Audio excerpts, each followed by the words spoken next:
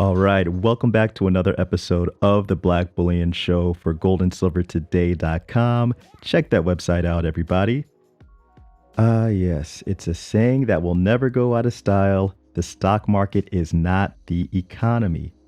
Right now, there are people struggling to rub two pennies together who have been let go from their jobs because of the issue that we can't speak about here on YouTube.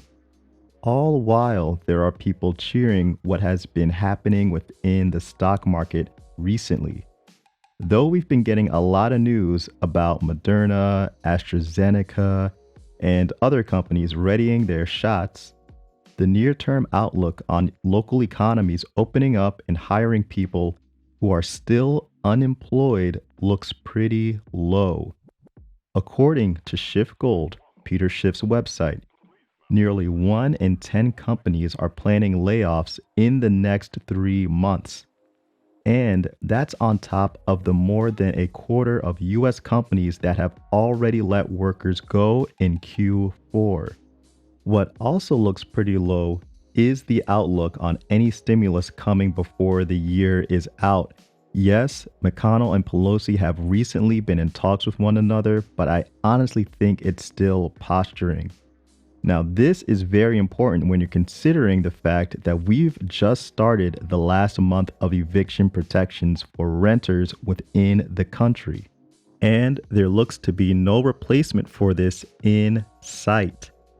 But what exactly did the CDC's eviction moratorium entail?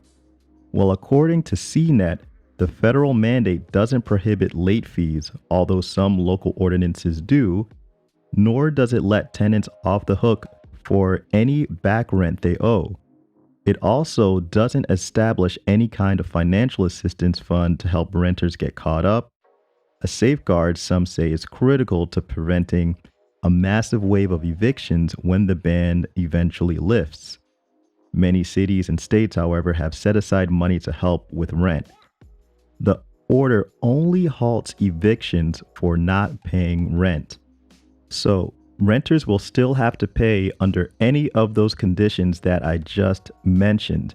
According to the National Low Income Housing Coalition, estimates as many as 19 million people in 6.7 million households are at risk of being evicted in 2021. That's a little over 5% of the country.